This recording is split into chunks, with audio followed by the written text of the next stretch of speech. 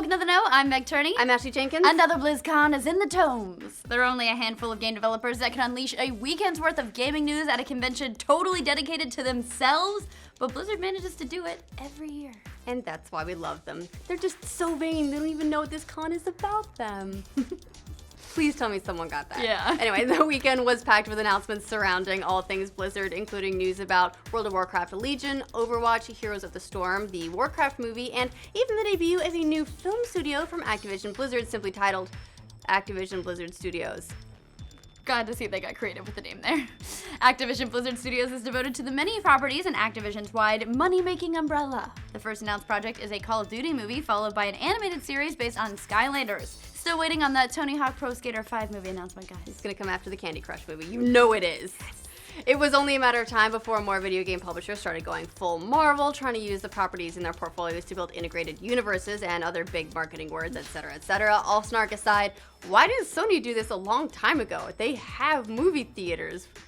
They have movie studios. We should have had a dozen Crash Bandicoot movies by now. Before we dive into the Warcraft trailer, the game that's got everyone talking this weekend is Overwatch. Cavalry's it. Blizzard's new team-based shooter launched its beta recently and shared over the weekend that more than 82,000 games have been played by the 7 million plus that signed up for the beta. So far, players seem to be loving their first time in game. It actually makes a pretty strong first impression. Yeah, it hits a sweet spot somewhere between Team Fortress 2 and a MOBA. And speaking of MOBAs, there are many who speculated Overwatch would go free to play like Dota or League of Legends, but Blizzard confirmed over the weekend that their game would not be going down that same path, with 3 tiered versions you can buy at launch instead. It's shocking that Activision wanted to charge money for their game. I am so shocked. So far outside their usual model. They also announced that Overwatch would be coming to consoles next spring. Jeff Kaplan, the game's director, told fans, "When we started to make Overwatch, it was our goal from day one to have this game playable on console." Now, considering how many people are expecting Overwatch to be a serious contender against games like CSGO and LoL for the esports throne already, adding console support makes the potential player base much more significant. Fortunately for console players, the game will not have cross-platform support, so you can hold on to the illusion just a little bit longer. You do just fine against a PC player. Inflammatory comment war? Check. We should move on before it gets too dangerous down there in the comments. Of course, one of the highlights of BlizzCon every year is the cosplay contest, which brought out some heavy hitters this year from Heroes of the Storm, Overwatch, and World of Warcraft. We definitely need to give a shout out to Jessica Negri, friend of Rooster Teeth, for her frighteningly sexy Deathwing costume. I mean, look at that badass armor. She's spent so long making it, and I'm so proud. I'm like a lady who's just so proud of another lady. And I'm also, impressed. you know, innuendos about second sundering. Et We'll cetera, put it et cetera. all in there.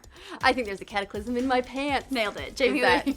is that what we say? Nailed it. Absolutely. Jamie Lee Curtis also made cosplay headlines by going to BlizzCon in disguise as a Forsaken character. Now, this isn't the first time she's infiltrated a gaming event. She went to EVO dressed as Vega from Street Fighter this past year, taking her son there as a graduation present. We really ought to invite her to RTX. We should just invite her over. She's cool. She could dress as Cheese Master Gus. Oh, yes. Besides Jamie Lee Curtis, attendees were also treated to an awesome cinematic trailer for World of Warcraft Legion, the game's 6th expansion, which is set to hit next summer. The expansion is adding a new Demon Hunter class and a new continent, and they're also boosting the level cap to 110. Oh god, it's getting so high now. I can't believe it's been 6 expansions. Going to have to start measuring time by WoW expansions. And in the 7th expansion. And we all rested. Well, the Warcraft movie was announced before the Burning Crusade, so it's at least 6 expansions old. But fans were finally treated to the movie's official trailer at the commencement of BlizzCon, putting an end to years of waiting, almost as bad as queuing in Battle.net. Longtime fans of the series and lore of Warcraft will be quick to point out that the movie is focusing on some of the earliest Warcraft lore around the First War, when the orcs first journeyed to Azeroth by way of a dark portal and set about conquering Stormwind, forcing humans to flee. You know, if you don't really play the game and understand the context and love Blizzard so much, that sounds super nerdy, but it's actually really cool. Well, we've known for some time that the movie would center on the First War thanks to the casting of Travis Fimmel as Anduin Lothar, the Lion of Azeroth, and Ben Foster as Medivh, the sorcerer who sets much of the events of the First War into motion. We really had no idea if this would be a retcon of series lore or if we just blow past a lot of these events. Now, judging by what we saw, it seems like fans are going to be treated to a start-to-finish depiction of the First War, with equal emphasis placed on both the Alliance and the Horde. Some of the highlights of the trailer involved a meeting between Durotan and Anduin, a focus on Durotan's family, and lots of orc on orc and orc on human violence. And if we get lucky, maybe some orc on human romance. Yes. Griffin Knight fans no doubt caught all kinds of Easter eggs, but the juiciest ones we saw might have been Garona, the half-orc, half-Draenei assassin, plus that baby orc. Aw, that's Thrall, who you might recognize as the guy who freed the imprisoned orcs and became one of their most legendary war chiefs after reuniting the Horde and moving them to Kalimdor. You know, no big deal. Again, that sounds super nerdy if you don't know the context. Just like all that. It's so exciting to listen to you say that. I'm sort of surprised we didn't see more of the characters grinding rep and gathering materials. Yeah, well, it seems like a lot more of the movie would be taking place in Baron's chat. Still, no word on how much of Anduin's dialogue revolves around him shouting, "LOG, UBRS." To be honest, after so many years of setbacks, it's a relief to finally see a trailer for the movie. I mean, it started back in development in 2006 with an original release date of 2009, which later got pushed back to 2011. Now after that, its next launch date was December 18th, Playing 2015. hard to get, I see. Oh yeah, going way back, which would have put it hammered a lightsaber with a little film we all know called Star Wars. So they ultimately decided that June 2016 was a better release date. And it is. Do you guys remember when Sam Raimi was attached to direct this? Yes, Spider-Man, Evil Dead, and Oz the Great and Powerful Sam Raimi. Back in 2013, Raimi said he left the project because of mismanagement, but there were some other rumors that Raimi's version of the movie focused on the Alliance as the heroes of the story, with the Horde appearing as evil instead of just conflicted.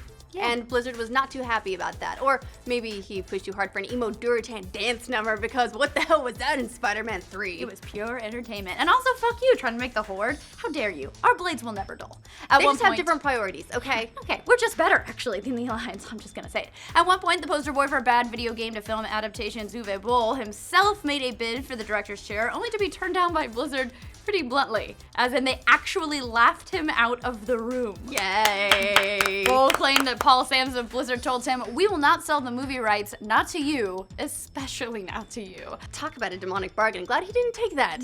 Instead, they chose Duncan Jones to be at the helm of its inaugural film. Considering Moon and Source, and also that he comes from a line of fantastic hair, this probably worked out better for everybody in Azeroth. Now that the Warcraft trailer is here, what are your thoughts? What do you guys think of Overwatch? What was your favorite part of BlizzCon? And God, how good did Jessica Negri look? Just let us know. She looked great. In the comments To stay on top of your Blizzard news and to get new quests from the Heroes Call Board, like this video and subscribe to the know. Trying to make it sound epic, didn't do a great job at that. Ah, it's so epic. Just like, you just have to look off to the side. like and subscribe. Ah. Well, that's my last news read before I go on vacation. Oh, we're gonna miss you. Well, I'll be back in a month. See you guys. Bye, Bye. bitches. See ya. I'll still be here though. You're all lovely people. Damn it.